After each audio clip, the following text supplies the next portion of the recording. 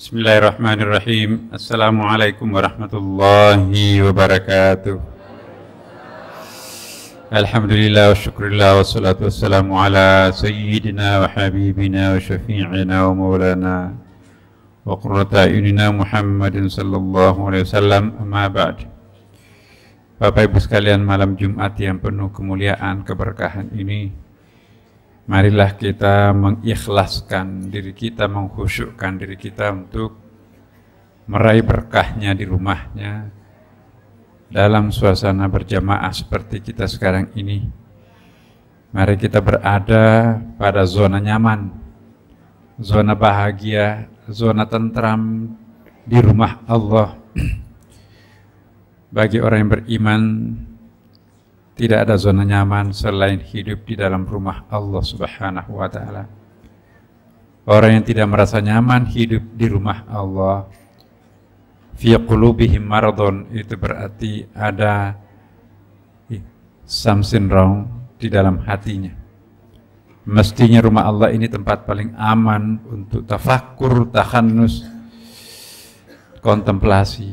Nah, mudah-mudahan kita berada pada suasana yang seperti itu, apalagi malam ini malam Jumat. Niatkan insya Allah nanti malam kita akan sholat tahajud, sholat sunat yang lain. Besok kita niatkan tidak akan memberikan celah iblis memasuki ruang pikiran dan ruang batin kita, sehingga dari subuh, salat subuh sampai nanti maghribnya, isyahnya, tidur lagi, kita berada dalam kualitas, kapasitas yang insya Allah tanpa dosa, khususnya dosa besar. Jika kita mampu mencuci diri kita pada hari Jumat, dampaknya kita akan hidup seminggu. Apalagi tadi kita membaca surah Al-Kahfi sore hari, insya Allah seminggu akan datang kita akan terbebas dari fitnah. Bapak Ibu sekalian, pada pertemuan kita yang lalu kita sudah membahas tingkatan-tingkatan kesadaran ini. Tapi saya ingin mengingatkan, mohon maaf kalau saya katakan seperti begini Bapak Ibu, sebetulnya kita percuma ikut pengajian kalau kita hanya sibuk mengoleksi ilmu tapi tidak mengamalkan. Tidak ada artinya kita sekolah tinggi-tinggi, tidak ada artinya kita dari pengajian ke pengajian, tapi kalau pola kepribadian kita tidak berubah. Inilah yang penting yang kita pernah bahas pada pertemuan yang lalu, bahwa kesadaran itu harus selalu ditingkatkan. Kesadaran pertama, sadar dari tidur tapi masih bengong. Nah, sekarang kita sudah tahu. Kesadaran yang ketiga, understanding, alimul alamah. Tapi yang paling penting bagaimana mengamalkan, how to realizing our knowledge, bagaimana menjadi manusia arif.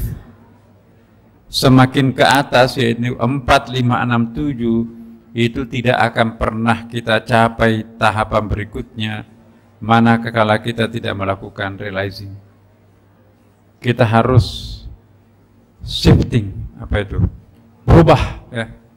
Selama kita tidak berani merubah karakter kita sendiri, seumur hidup kita nanti akan seperti apa adanya sekarang. Alangkah ruginya kalau kita tetap menjalani kehidupan kita konstan tanpa pernah berubah.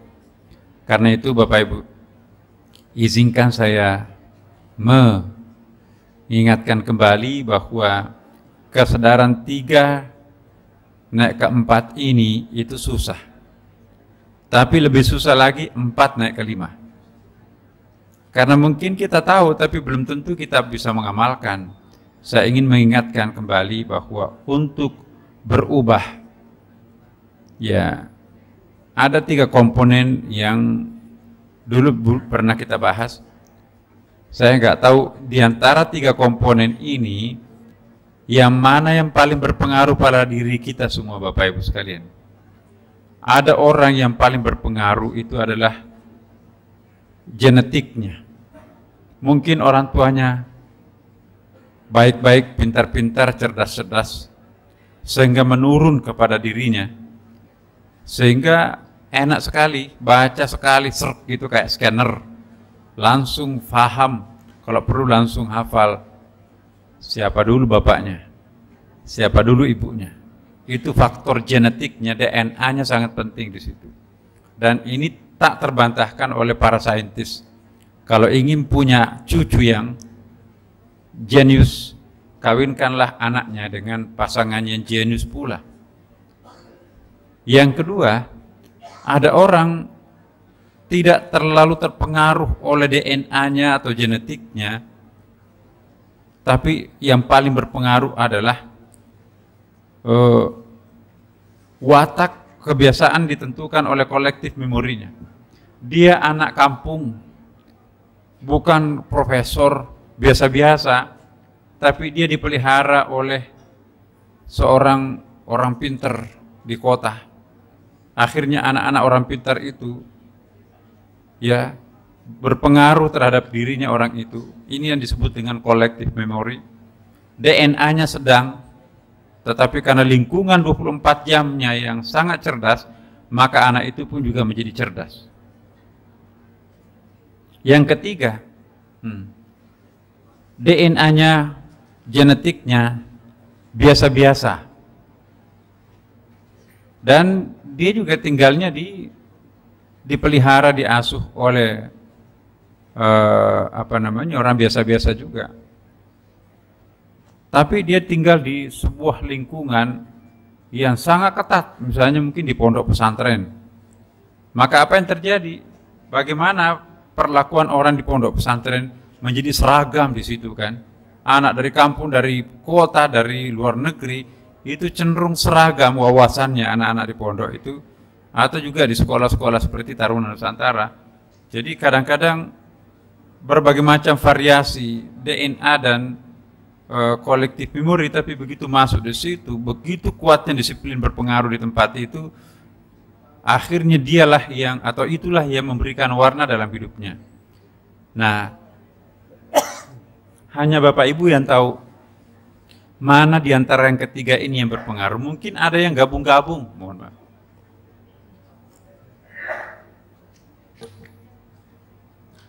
Yang bisa merubah diri kita adalah diri kita sendiri. Ya. Bagaimanapun lingkungan kita itu sangat kuat, tetapi kalau kita memang keras kepala nggak mau berubah, ya apa boleh buat. Nah, itu juga muncul pendapat yang lain. Yang keempat, ada lagi yang pengaruh doa. Tiba-tiba dapat keajaiban, wangsit, tiba-tiba dapat ilham, langsung sangat berubah. Jadi sesungguhnya banyak hal yang bisa menyebabkan orang itu berubah. Saya tidak tahu Bapak Ibu berubah karena apa. Tapi yang jelas kita ingin berubah bukan dari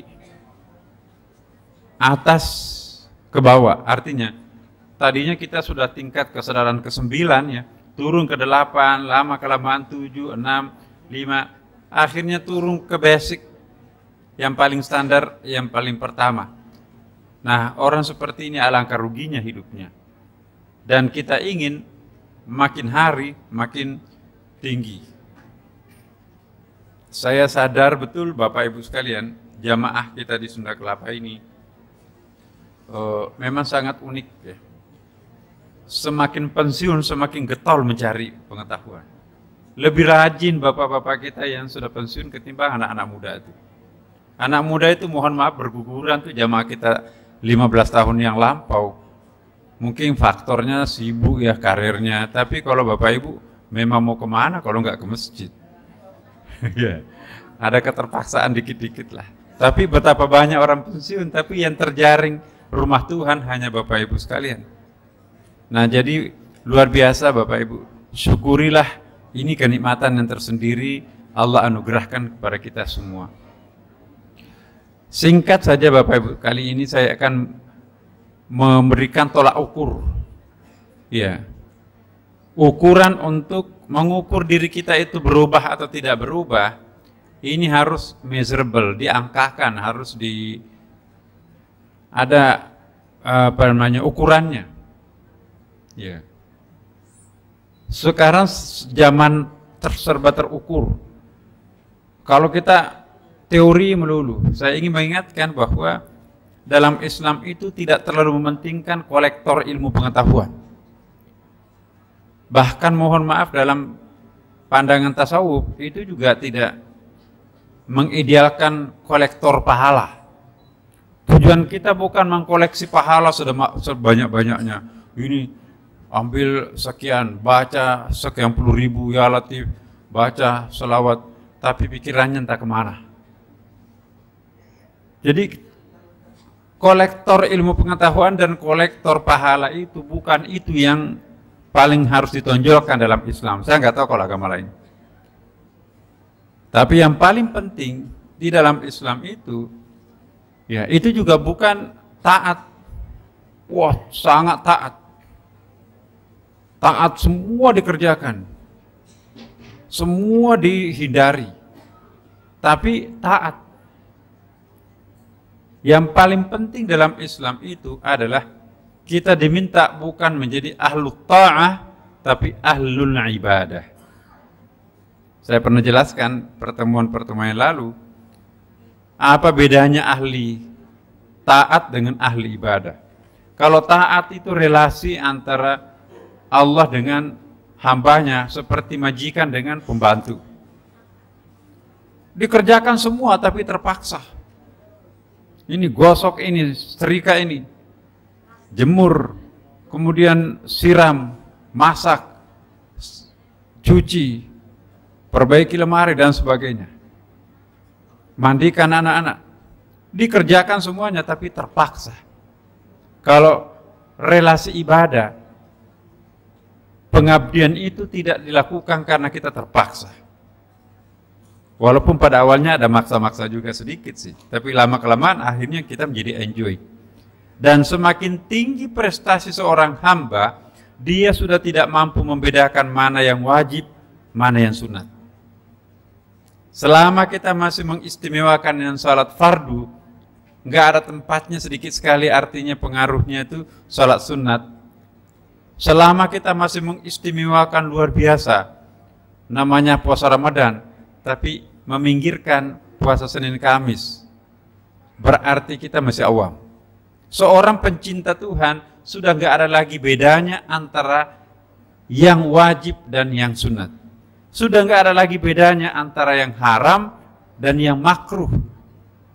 Sudah sama, makruh itu kalau lama-kelamaan juga jadi haram kok. Nah, jadi kalau kita masih terlalu skematis, oh ini boleh, oh ini makruh, ya dapat pahala kalau ditinggalkan tapi tidak berdosa kalau dikerjakan. Oh ini haram, nah itu dia. Mana yang kita pilih? Kalau menurut hemat saya Bapak Ibu sekalian, bagi dua aja. Sunat wajib menjadi satu, makruh dan haram menjadi satu. Jadi kita dua, hitam putih. Tapi ini bukan hitam putihnya fikih, hitam putihnya tasawuf. Nanti kita bedakan setelah mendengarkan menjawab suara azan Bapak Ibu sekalian. Alhamdulillah.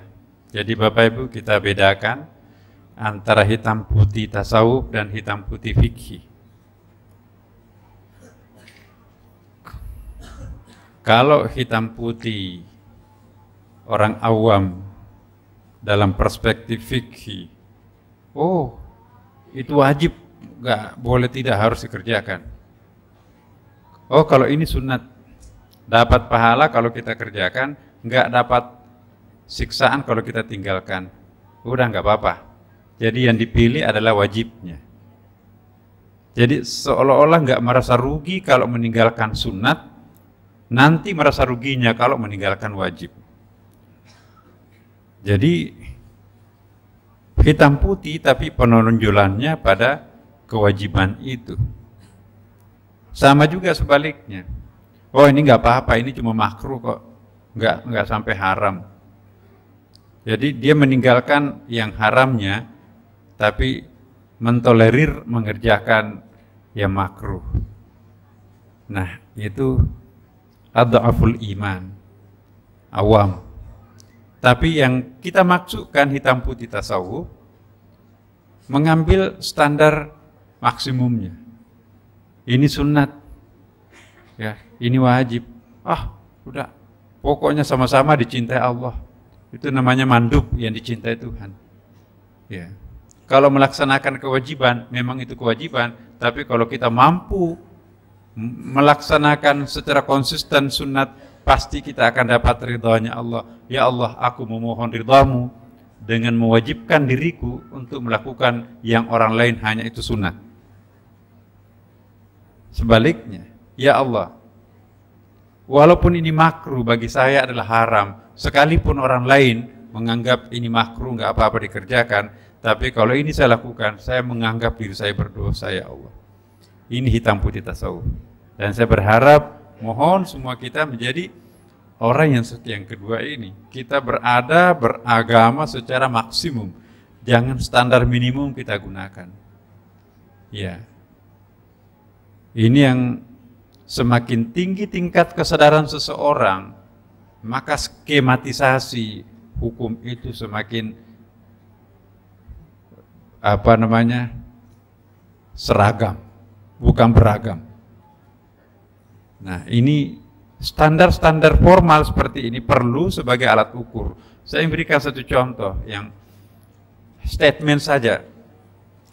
Kalau kita masih orang kesadaran kedua, belum naik kepada kesadaran ketiga, Bapak Ibu, lihat misalnya, kalau mulut kita itu masih terbiasa mengatakan begini, saya tidak bisa berbuat apa-apa lagi, itu kan namanya give up, frustrasi kan, aku nggak bisa berbuat apa-apa lagi, berarti gampang kecewa kan. Orang yang gampang kecewa, bagaimana orang bisa respect terhadap orang itu? Dirinya sendiri tidak mampu dia selamatkan, apalagi kita kan. Jadi orang yang suka teriak, aku nggak bisa berbuat apa-apa lagi deh, itu mendeklarasikan dirinya bahwa tertutup untuk memberi bantuan kepada orang lain. Kenapa? Dirinya sendiri nggak mampu dia bantu, apalagi kita. Tapi kalau orang yang proaktif, yang tingkat kesadarannya naik ke atas lagi, insya Allah saya harus bisa. Beda kan, Bu? Tapi kalau dia coret, insya Allahnya kembali ke reaktif. Sombong tuh. Aku bisa. Aku harus bisa, emang kamu Tuhan. Tapi kalau kita insya Allah, saya harus bisa. Itu meyakinkan. Tapi tidak sombong karena ada insya Allah. Kalau yang sebelah kiri itu, saya tidak bisa berbuat apa-apa lagi. Udah. Nah, orang yang berakhlak tinggi, Bapak Ibu, meskipun memang nggak bisa berbuat apa-apa lagi, tapi dia mengerem mulutnya untuk mengatakan yang bisa membuat orang lain kecewa. Kecewa nggak, Bu, mendengarkan perkataan seperti ini? Saya nggak bisa berbuat apa lagi. Anak saya memang begitu kok, nakal. Yang punya yang punya anak siapa? Ibunya sendiri, bapaknya sendiri tidak mampu menyadarkan anaknya. Kenapa harus diserahkan kepada gurunya yang diminta menyulap anaknya menjadi orang baik? Nah, kita itu terbiasa menyalahkan orang lain. Nah, orang yang gampang menyalahkan orang lain itu nggak pernah naik kelas, masih dia di kelas 2, belum naik ke kelas 3 tuh. Nah, kita akan bicara tentang kelas 3 ini seperti tadi, how to realizing, bagaimana mengaplikasikan, mengimplementasikan apa yang kita pahami. Jangan sampai kita kolektor ilmu, tapi kita tetap mengerjakan apapun yang nafsu kita akan kerjakan. Yang kedua, memang nasib saya seperti ini. Kalau orang suka bicara nasib, itu fatalistik. Orang kalah sebelum bertempur. Memang nasib saya seperti ini. Tapi kalau kita optimistik, insya Allah saya bisa berikhtiar lain. Hari ini saya kalah, hari ini saya gagal, hari ini saya belum berhasil, tapi insya Allah saya akan berhasil besok, insya Allah. Orang itu bisa dipegang, orang ini bisa kita jadikan sahabat nih. Kalau yang pertama, dirinya sendiri nggak mampu. Dia membuat aku begitu marah. Nah, ini dia mendeklarasikan dirinya sebagai orang tukang marah kan. Dia sih yang suka bikin aku jengkel. Itu mengumumkan dirinya tukang jengkel. Mengumumkan dirinya tukang marah. Sekalipun memang kita tukang marah, tapi jangan diumumkanlah. Berdiplomasi sedikit. Insya Allah aku akan mengendalikan perasaanku sendiri. Tuh. Aku tidak akan mengizinkan mereka, udah. Kalau ada orang sudah seperti ini, itu kata kuncinya, aku tidak akan pernah mengizinkan. Orang seperti ini tipenya tertutup. Ya. Susah orang ini. Dan gampang ditebak. Orang yang murahan, yang kepribadiannya gampang ditebak. Orang yang mahal, sulit ditebak kepribadiannya. Ya. Tapi kalau insya Allah aku dapat mendengar alasan mereka. Ya. Jangan mengatakan, wah, aku tidak akan mengizinkan mereka. Pokoknya saya tidak akan izinin mereka. Ya. Walaupun kita tidak akan izinkan mereka, tapi kata bahasa yang bagus ialah kita lihat dulu, mendengarkan apa alasan mereka. Itu kan lebih arif kan. Walaupun nanti nggak dikasih izin. Nah, itu menandakan bahwa orang ini proaktif. Ini sudah naik ke tingkat kesadaran yang ketiga orang ini. Beliau tidak akan mengizinkan kita, percuma. Itu sudah memvonis orang lain kan. Orang yang suka memvonis orang lain itu tipenya reaktif. Itu kesadaran kedua, belum bisa naik ke kesadaran yang ketiga. Tapi orang yang kesadaran yang ketiga muncul, kita bisa meyakinkan beliau. Enggak bisa Pak, percuma, enggak akan bakalan. Setiap orang punya kelemahan, Pak. Coba kita lihat. Ya. Orang ini memang kan pinter. Assalamualaikum Bapak. Waalaikumsalam. Kok tumben? Ya, udah lama kita nggak pernah dapat nasihat Bapak. Kita pengen dimarahi Pak sekali-sekali dong, soalnya kan Bapak kita kan. Ya, marah tanda Bapak sayang. Kita lama nggak pernah dengar. Oh iya. Nah, terus apa? Kami ingin dapat petunjuk Pak, apa-apa yang mungkin bimbingan lah, apa yang perlu kita lakukan ke depan. Kami juga ingin mencontoh seperti Bapak, karyanya kan bagus. Kita kan anak-anak Bapak ini. Rugi kalau kita nanti hidupnya terus-terus begini. Bapak kan tidak selamanya memimpin kita, nanti naik lagi. Memang saya bisa naik. Iya Pak, Bapak kan hebat. Ya begini. Ya kalau saya itu pokoknya disiplin bekerja. Itu Pak. Yang seperti ini kita ingin nasihat Pak. Pokoknya jangan lama nasihati kita Pak. Seringlah nasihati kita. Ya Pak, terima kasih Pak nasihatnya. Oh ya Pak gini, ini teman-teman mau ke puncak, boleh nggak minta izin Pak? 1 hari aja Pak. Acara apa? Oh bagus tuh, bagus tuh. Nah, dapat izin kan itu. Tinggalnya di mana? Villa mana? Mau kemana tadabur alam? Oh ya, kalau gitu pakai aja villa kita, jarang juga dipakai tuh. Berapa orang? 40 orang. Sudah ada konsumsinya? Belum Pak, kita musyawarah. Udahlah nanti sekalian aja, nanti saya telepon penjaga tuh. Bayangkan, sudah dikasih mobil kantor, villa pribadi, dan lain-lain sebagainya. Tapi kalau berpegang kepada yang pertama, beliau tidak akan mengizinkan kita. Udah mentok di situ kan. Nah, orang yang proaktif itu selalu menemukan jalan keluar. Tapi orang yang reaktif itu, kesadaran kedua, ya gampang frustrasi. Coba bayangkan, apakah kita masih orang yang sebelah kiri atau yang sebelah kanan?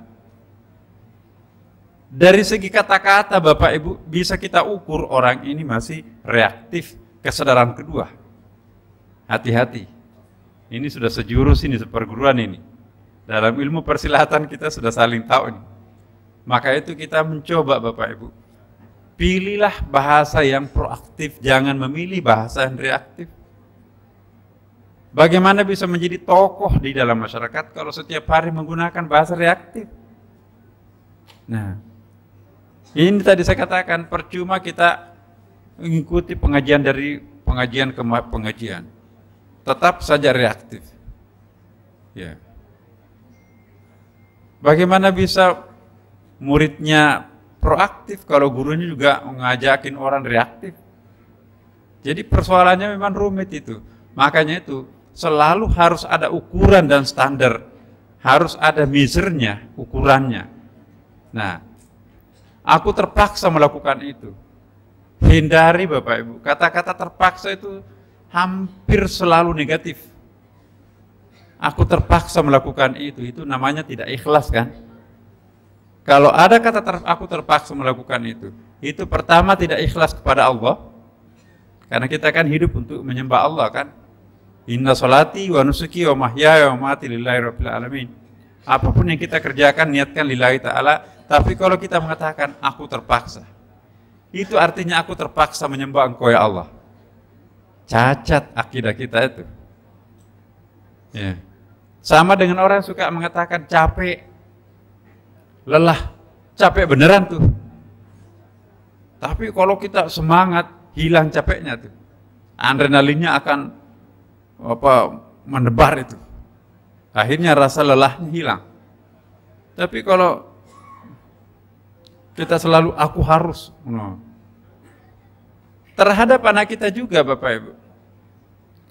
Nah, pokoknya kalau pulang dari sekolah kamu harus sampai di rumah sebelum jam 6. Iya Bu. Itu kata-kata harus itu tidak mendidik. Itu raja terhadap budaknya. Ini anak kita kok yang kita cintai.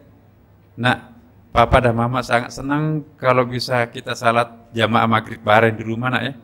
Iya Bu, iya Bu.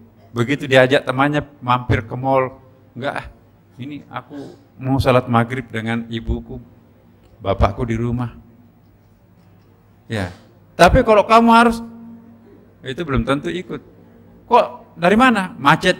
Mau bilang apa kalau macet? Kalau alasan macet di Jakarta, ya siapapun kena macet. Jadi hindari menggunakan kata-kata yang menyebabkan orang lain itu menjadi tidak ikhlas. Tapi mari kita mencoba pilihan kata yang bisa membuat orang itu ikhlas menerima ajakan. Nah, seandainya saja, hindari juga seandainya aku bisa terbang, aku akan memetik bintang-bintang di langit. Seandainya. Ya. Tapi insya Allah aku akan melakukan itu. Siap? Siap Bapak? Wah, itu meyakinkan itu. Nah, kata-kata seperti ini bisa membuat kita diukur orang. Aku benar-benar tidak sanggup lagi. Nah, ya kan? Lari ke rumah orang tuanya. Pah, Mah, aku benar-benar tidak sanggup lagi. Suami saya terlalu keras. KDRT. Tidak lama minggu depannya pelukan mesraan lagi, ketawa-ketawa. Minggu berikutnya lagi, aku benar-benar nggak sanggup lagi. Orang tuanya nggak percaya. Paling sebentar lagi kamu pelukan lagi, mesraan lagi nggak usah dicampuri kamu. Nah, jadi jangan membuat satu statement yang orang lain bisa mengubah pandangan dirinya terhadap kita. Itu baru orang tuanya, apalagi orang lain kan. Atau kondisi kita tidak memungkinkan.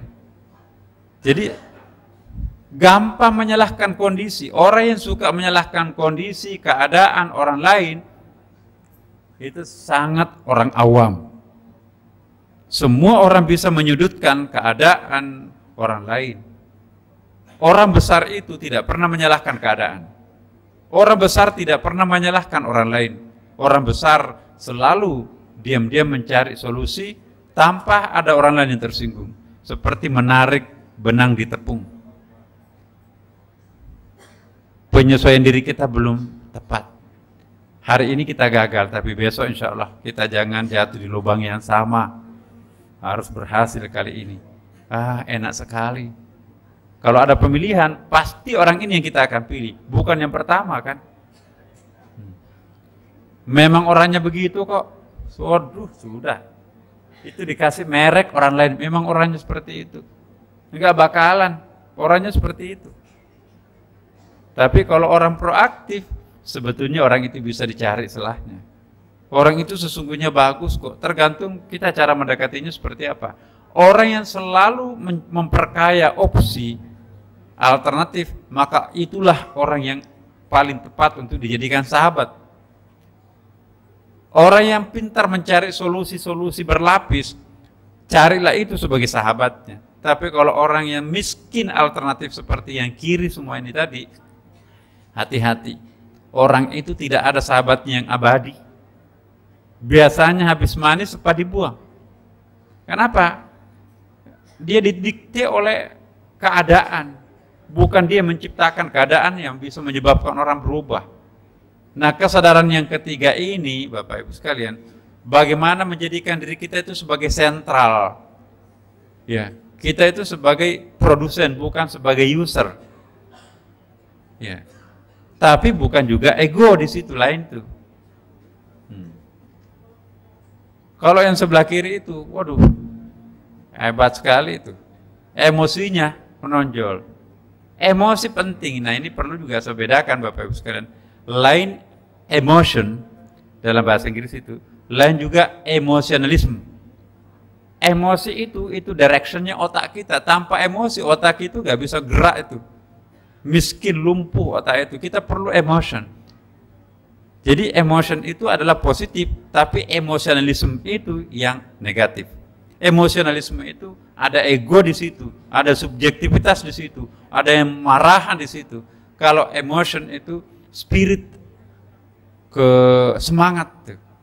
Kita harus bedakan di sini. Mana ego, mana emosionalisme, berfaham keemosian, kira-kira seperti itu.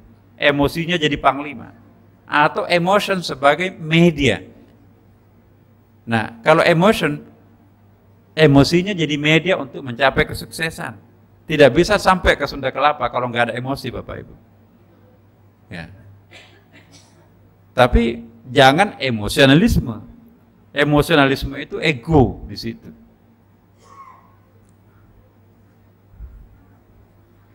Nah, mudah tersinggung. Sedikit-sedikit tersinggung lagi. Orang yang gampang tersinggung itu tidak akan pernah menjadi orang besar. Ya. Tapi orang yang besar itu tidak mudah tersinggung. Walaupun tersinggung dalam hati, tapi mengekspresikan ketersinggungannya itu tersembunyi di dalam dirinya. Iya kan?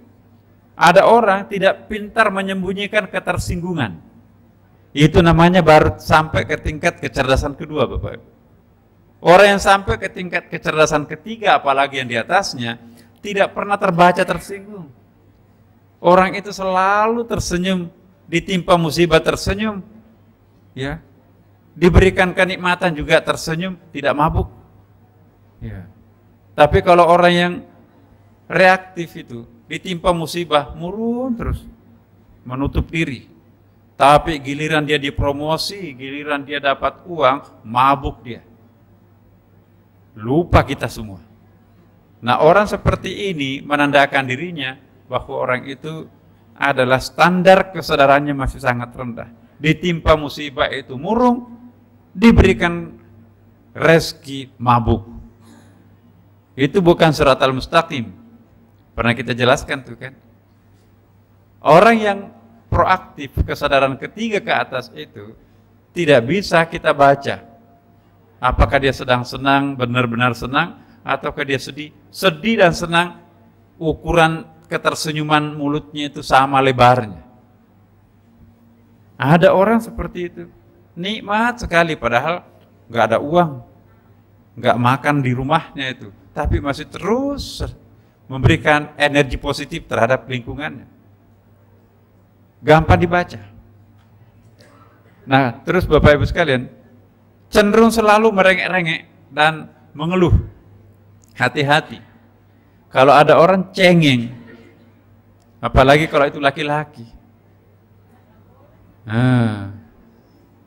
Cengeng terhadap Allah sesuatu yang terpuji. Cengeng terhadap makhluk sesuatu yang tercela. Mengadu-ngadu kita kepada Allah sampai meneteskan air mata itu sesuatu yang sangat dipuji di dalam Islam. Bahkan air mata pengaduan seperti itu yang akan melicinkan rezeki turun dari langit. Air mata kerinduan terhadap Tuhan itu akan melicinkan orang itu masuk ke surga. Air mata pertobatan itu akan memadamkan api neraka. Mustahil masuk neraka itu.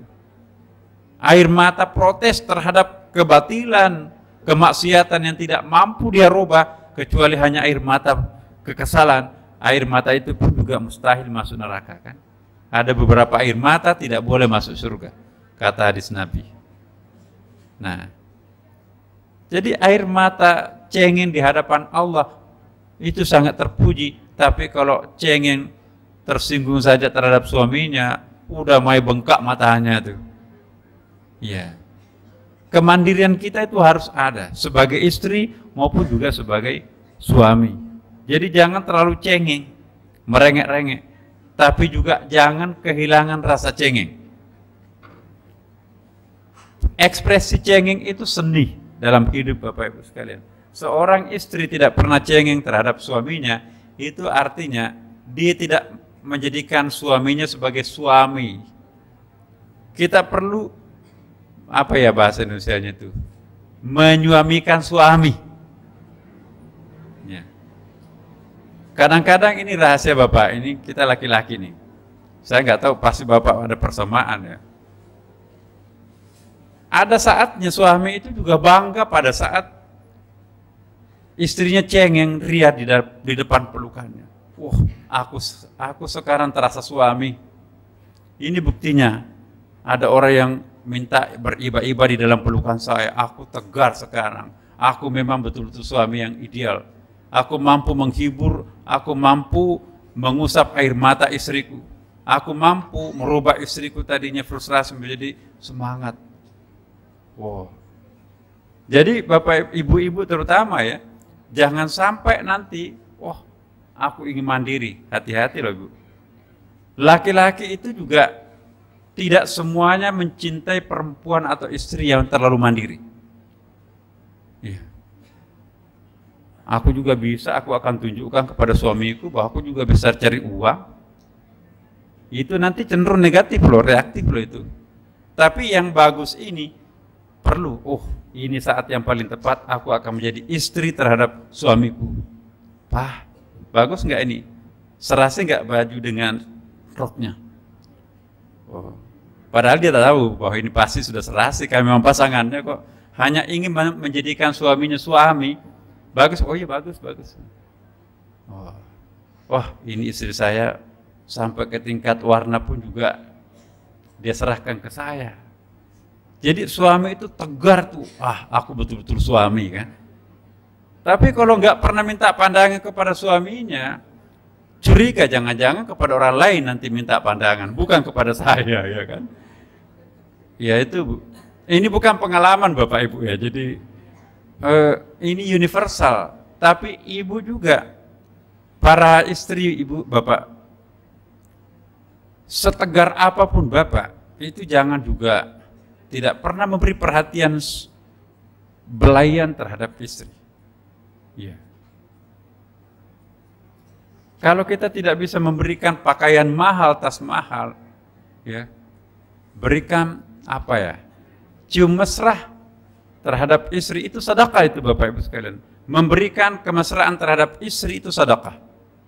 Bukan cuma uang yang diperlukan seorang istri, tapi kasih sayang. Nanti kita akan bahas Bapak Ibu. Setiap hari kita harus nyetor 10 poin terhadap istri atau kepada suami. Kapan kurang 10 poin itu, berarti rumah tangga jadi masalah nanti. Yang kecil-kecil itu justru sangat menentukan Bapak Ibu.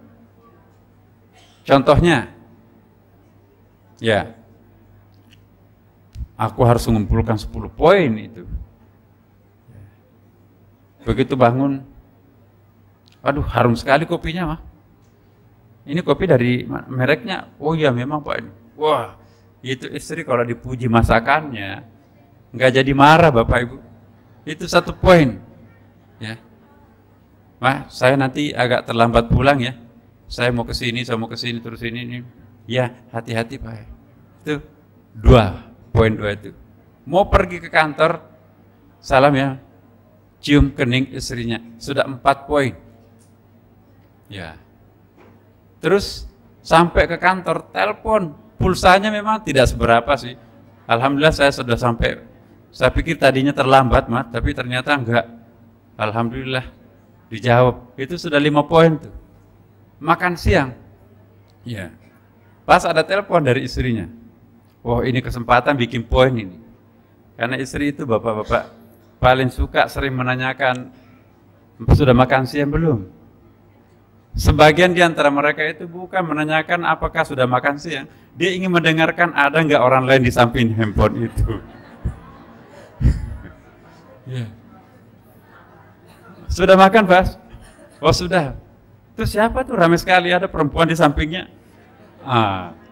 Itu justru tujuan pertamanya itu. Oh enggak, ini kami sedang rapat. Ya. Tapi kita berikan apa ya, keramahan, itu poin. Ya.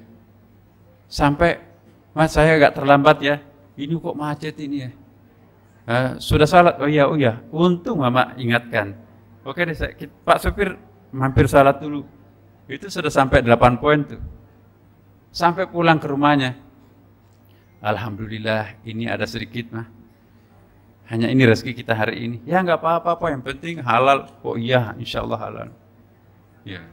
Apalagi kalau ulang tahun ada surprising dikasih di situ. Wah itu. Itu kan namanya tabungan ya. Itu saving. Nanti kita hitung lebih banyak savingnya atau penarikannya. Pasti ada penarikan juga. Contohnya, ya, kadang-kadang kita lupa minta maaf atau salaman waktu pergi kan, Bapak. Ya, itu penarikan tuh. Kok tuh pergi aja tiba-tiba? Itu sebel perempuan itu, istri. Kalau kita pergi, walaupun rutin kita lakukan pekerjaan ke kantor itu pergi, tapi alangkah indahnya. Masa pergi dulu ya, mohon doa ya. Itu memanusiakan istri. Ya, kalau nggak pernah pamitan langsung pergi aja, mana pergi? Lo pergi aja gitu kan. Nah, jadi ada penarikan, ada saving. Kalau lebih banyak penarikannya daripada savingnya, rumah tangga bermasalah. Jadi kita harus bersandiwara Bapak Ibu. Tapi itu sandiwara sunat positif. Istri juga harus seperti itu. Ya. Bagaimana penarikan? Wah, sudah kopi siap semuanya.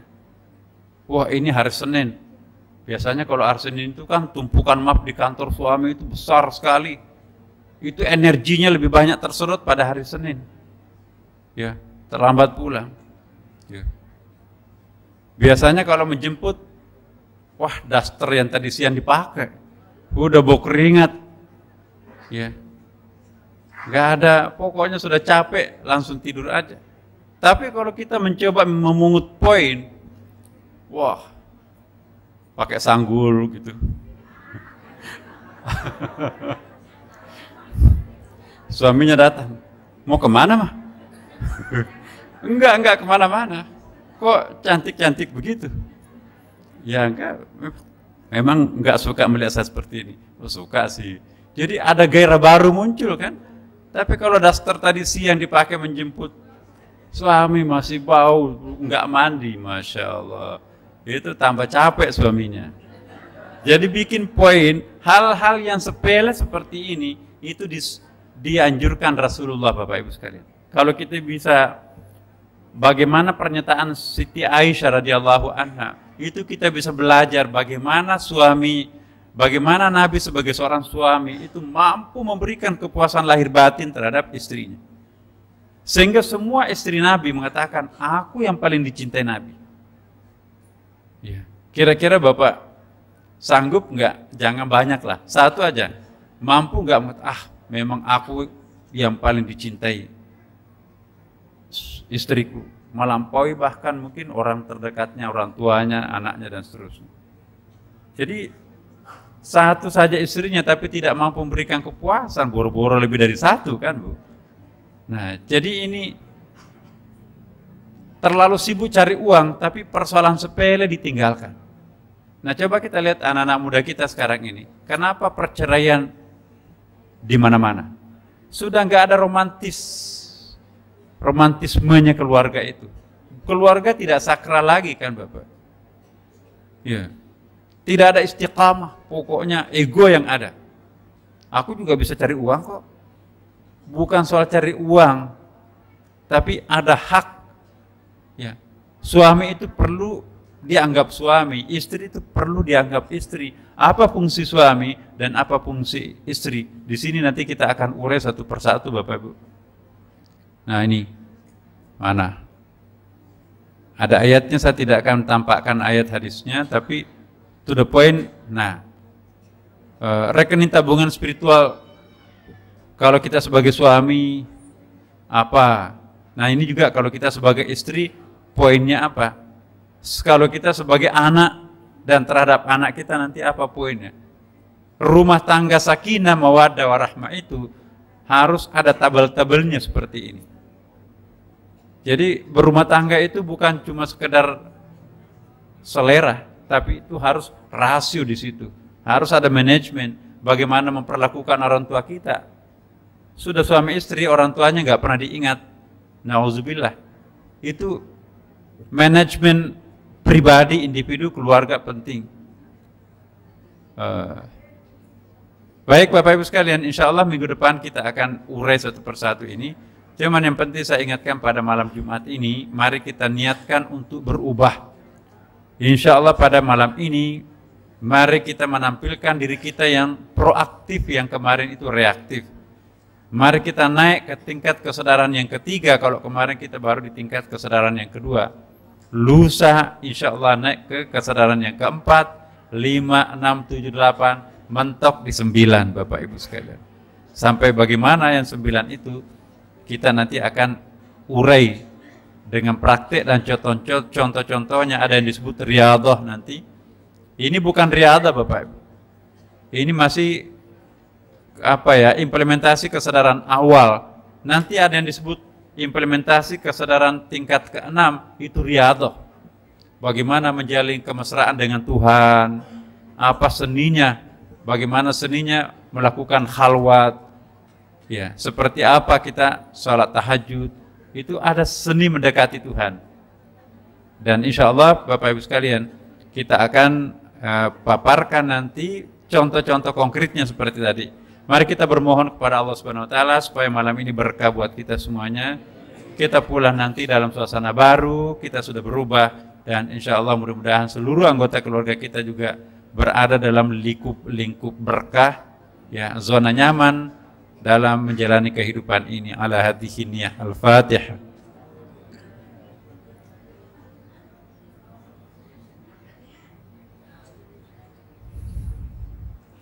Assalamualaikum warahmatullahi wabarakatuh.